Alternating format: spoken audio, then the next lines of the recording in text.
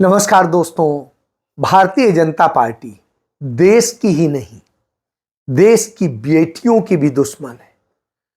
Bharatiya Janata party देश के अमन चैन की भी दुश्मन है और नरेंद्र मोदी के राज में इस देश की आबो हवा के भी वो दुश्मन बन चुके हैं। वो दोस्त हैं तो सिर्फ अडानी के, वो दोस्त हैं तो सिर्फ भ्रष्टाचारियों के, वो दोस्त हैं तो सिर्फ बलात्कारियों के, और वो दोस्त हैं तो सिर्फ देश तोड़ने वालों के, अमन चैन खत्म करने वालों के। जी हां, मैं इसलिए कह रहा हूं कि आज यही हो रहा है। आज वह सुखद दिन है जब जम्मू कश्मीर भारत का हिस्सा बना था। राजा हरि सिंह पंडित नेहरू के पास आए और बोले नहीं, अब हम पाकिस्तान के साथ नहीं, आपके साथ आएंगे, और वो भारत के साथ आए। भारत ने अपनी सेनाएं भेजी, जम्मू कश्मीर का एक बड़ा हिस्सा पाकिस्तान के चुंगल से छुड़ाया और उसे भारत का हिस्सा बनाया।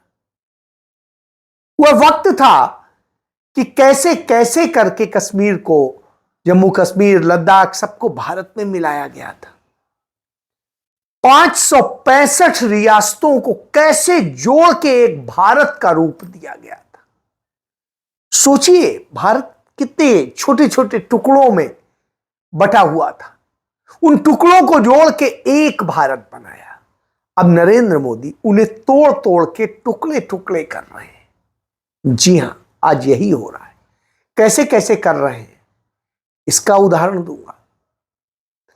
इसके पहले बताता हूं, आज वह भी पवित्र दिन है जब पत्रकारिता के एक पुरोधा गणेश शंकर विद्यार्थी का जन्म हुआ था। गणेश शंकर विद्यार्थी वही जो प्रताप अखबार निकालते थे कानपुर से, जिन्होंने अपना सर्वस्व जीवन समर्पित कर दिया इस देश के लिए। क्यों? क्योंकि इस देश में तब आरएसएस तब भी हिंदू मुस्लिम को लड़ा करके सांप्रदायिक दंगे करा रहा था और देश की आजादी के आंदोलन को कमजोर कर रहा था। तब वो समझाने गए थे, मुस्लिम पक्ष तो मान गया, हिंदू पक्ष ने उन्हीं की हत्या कर दी और 3 दिन बाद उनकी अस्पताल में लाश मिली। सोचिए क्या किया था। तो उस महान पुरोधा को भी सलाम करता हूं। आज फिर वही हो रहा है। नरेंद्र मोदी जिस तरीके से देश की सीमाएं, देश की जमीनें सब कुछ चाइना को सौंप रहे हैं, वो तो अब सबको के सामने आ चुका है। किस तरह से पाकिस्तान के साथ मिलकर के, तब मुस्लिम लीग के साथ मिलकर आरएसएस यही घटनाएं कराता था, अब पाकिस्तान के साथ मिलकर के आतंकी हमले हो रहे हैं, यह आप देखिए।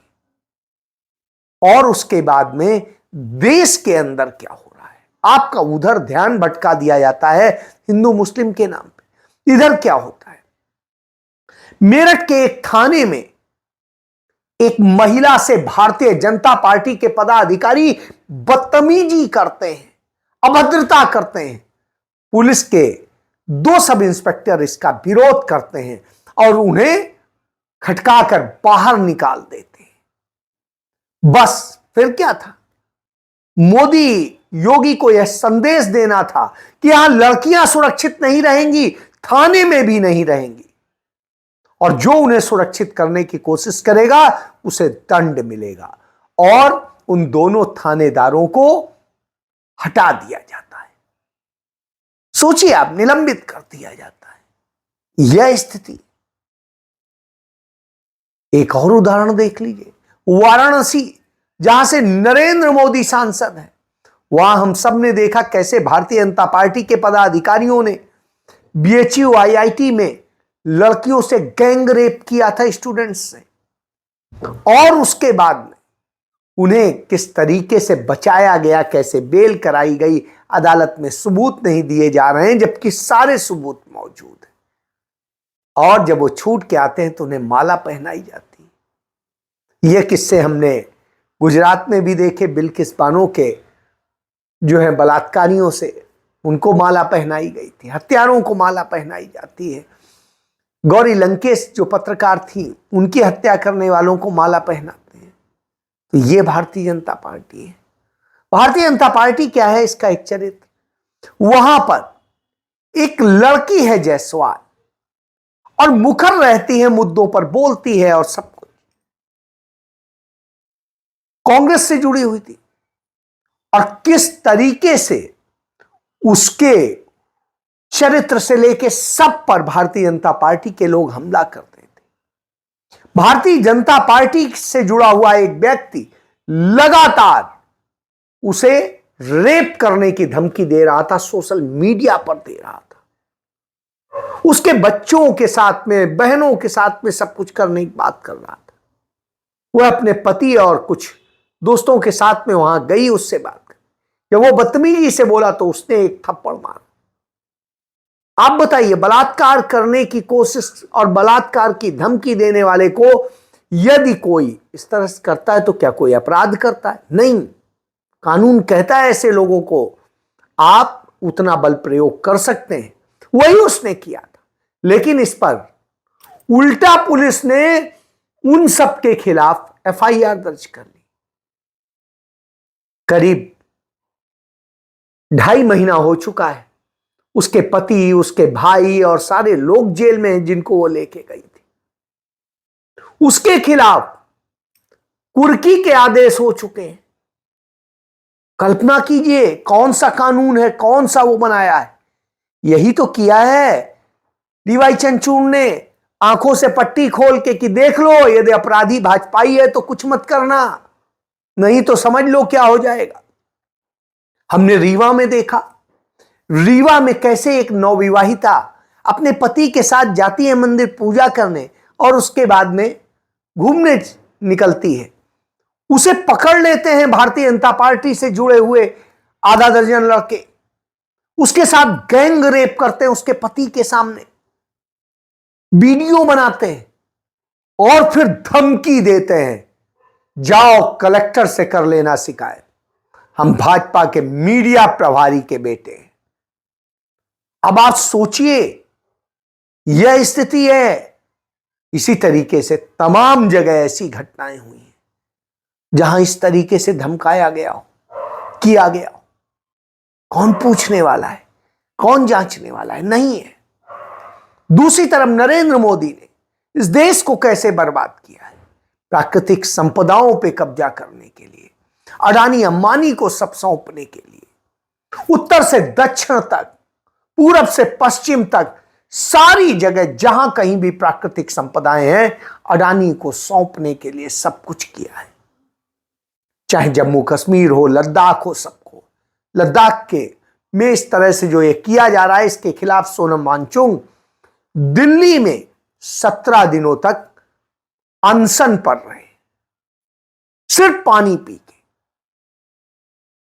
सरकार कुछ सुनने को तैयार नहीं। जब वो पहुंचे लद्दाख के लड़ाई लड़के, तो लद्दाख के लाखों लोग उनके स्वागत के लिए खड़े थे। यह बताता है कि सच की लड़ाई लड़ने वालों के साथ देश खड़ा होता है, लेकिन यहां उन्हें दबाया जाता है। जो किया जाता है, जो कष्ट दिए जाते हैं, वो आसान नहीं है। जम्मू कश्मीर में यही हो रहा है। जम्मू कश्मीर में आतंकी हमले कराए जा रहे हैं, पाकिस्तान के साथ मिलकर कराए जा रहे हैं, और वहां की धन संपदा, सारी प्राकृतिक संपदाएं अडानी को सौंपने का, अंबानी को सौंपने का काम हो रहा है। विकास योजनाओं के नाम पे उन्हें सब कुछ सौंप दिया गया है। यह हो रहा है तो आप समझ लीजिए, लोग विरोध करते हैं तो उनको मारा जाता है, उनके बच्चों को जेल में डाला जाता है और सब कुछ किया जाता है। लॉ एंड ऑर्डर वहां का मोदी ने अपने हाथ में ले रखा है, क्योंकि केंद्र शासित बना दिया है, स्टेटहुड छीन चुके हैं, तो यानी आपका सब छीन लेंगे। इसी तरीके से आजकल हम देख रहे हैं छत्तीसगढ़ में आदिवासियों की जल, जमीन, जंगल सब अडानी को दे देने के लिए किस तरीके से हंसदेव जंगल में किया गया है। राष्ट्रपति वहां पर जो कांग्रेस ने भिलाई में आईआईटी बनाया था, वहां पर जाती हैं, उसी छत्तीसगढ़ में। लेकिन वो छत्तीसगढ़ के उन आदिवासियों के लिए कुछ नहीं बोलती। वहां आदिवासी मुख्यमंत्री बनाया है, राज्यपाल भी है, लेकिन आदिवासियों पे गोली चल रहे हैं, लाठी चल रही है और सब कुछ हो रहा है। जंगल काटे जा रहे हैं, वह हंसदेव का जंगल जिसे आदिवासी पूजते थे। सोचिए। और मीडिया क्या कर रहा है? मीडिया अडानी के चार्टर्ड प्लेन से घूमने जा रहा है, ऐश कर रहा है, यासी कर रहा है। यह भारत बनाया है। इसी तरीके से झारखंड में किया गया है, इसी तरीके से उड़ीसा में किया जा रहा है और तमाम जगह हो रहा है। जहां जहां इनका राज है वहीं यह काम किया जा रहा है।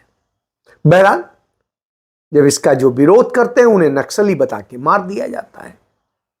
तो लेकिन इसका असर क्या हो रहा है? इसका असर यह हो रहा है कि भारत दुनिया के सबसे प्रदूषित देशों में शुमार होने लगा है। दुनिया के 20 सबसे प्रदूषित जो जिले हैं उनमें भारत शामिल है और उनमें भारत 20 में से 12 भारत के शहर है। फिर दुनिया की सबसे प्रदूषित राजधानी भारत की राजधानी नई दिल्ली है, दिल्ली है। और इसी तरीके से भारत की नदियां प्रदूषित हो रही हैं, चाहे यमुना हो, गंगा हो, चाहे जो कुछ हो, क्योंकि उसके भी ठेके तो अडानी को दे रखे हैं। एयरपोर्ट अडानी को, पोर्ट अडानी को, सब कुछ। नशे की तस्करी भी अडानी के हाथ से, असलहों की तस्करी अडानी के हाथ से। और फिर उन्हें ठेके पट्टे दिलाने के लिए क्या करते हैं? नतीजा क्या होता है कि भारत दुनिया के प्राकृतिक संरक्षण के मामले में दुनिया के 180 देशों में 176 पर पहुंच जाता है। दुनिया भर में भद्द पिटती है कि भारत ने अपनी प्रकृति संपदा को कैसे खत्म किया है। इतनी बुरी हालत में आ गए हैं। और नरेंद्र मोदी तो जैसे अडानी को ठेके दिलाने जाते हैं उसी तरीके से वो गए थे अडानी को ठेका दिलाने केन्या से ठेका तो मिल गया, सरकार ने दे दिया, लेकिन वहां की सरकार के आगे वहां की न्यायपालिका झुकती नहीं है चंद्रचूड़ की तरह, भारत के सुप्रीम कोर्ट की तरह या हाई कोर्ट्स या अदर्स कोर्ट्स की तरह। वहां पर अभी पट्टियां नहीं खोली गई हैं न्याय की देवी की। नतीजतन वहां की अदालत ने सख्त आदेश दिया और अडानी का जो 700 कुछ मिलियन का जो ठेका था वो रद्द कर दिया और कह दिया यह अवैध है। भारत के अंदर उल्टा काम होता है। आप सच बोलेंगे तो अदालत उल्टा आपको टांग देगी, अडानी के आगे बिछ जाएगी। आपने देखा कैसे माधवी बुच को बुलाया गया पीसीए में और जो पार्लियामेंट्री कमेटी ने बुलाया उसमें आने के बजाय अपना वो करती रही और भाजपा के लोग उसके पक्ष में लड़ रहे हैं। क्यों लड़ रहे हैं भाई? भारत में सामने आना चाहिए कि उसने क्या किया है, अडानी के लिए क्या क्या काम कर रही है। सब इसका मतलब है भाजपा इन्वॉल्व है, इस बात का सबूत है। तो यह हो रहा है, वो नहीं आई। बहरहाल दोबारा सम्मन किया गया है, आएगी नहीं आएगी क्या होगा, ये भारत के संविधान की, संवैधानिक संस्थाओं की और न्याय की सबकी धज्जियां उड़ गई हैं। देश इस स्थिति में है, लेकिन लोग यदि नहीं समझेंगे तो क्या किया जाएगा? समझना चाहिए। इसीलिए राहुल गांधी आपको हर बार सच बताते हैं। वो बताते हैं कि किस तरह आपको लूटा जा रहा है, कैसे आपकी ताकत खत्म की जा रही है, कैसे आपको अपाहिज बनाया जा रहा है। यदि आप समझ जाइएगा तो शायद कल के दिन आप एक अच्छे लोकतंत्र के निवासी कहलाइएगा, नागरिक कहलाइएगा। नहीं तो गुलामों की तरह जिंदगी जीते रहिए, अपनी बेटियों की आबरू लुटवाते रहिए और खुश होइए और मोदी मोदी करते रहिए। देश की सीमाएं और सब कुछ लुटवा दीजिए। फैसला तो आपको करना है। थाने में भी आपकी बेटियां सुरक्षित नहीं है, कहीं और सुरक्षित नहीं। एक थानेदार ने तो भाजपा के कुछ लोग लेके पहुंचे, गुंडई कर रहे थे और बच्चों को लेके जा रहे थे प्रदर्शन करके। उसने समझाया कि इन बच्चों की जिंदगी क्यों बर्बाद कर रहे हो।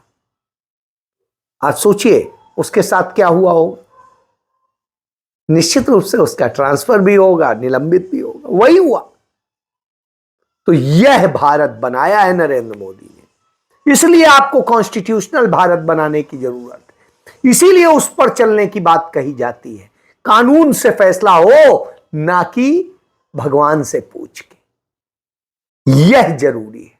इसी बात की तो लड़ाई राहुल गांधी लड़ रहे हैं। सोचना आपको, समझना आपको, फैसला आपका है। जय हिंद।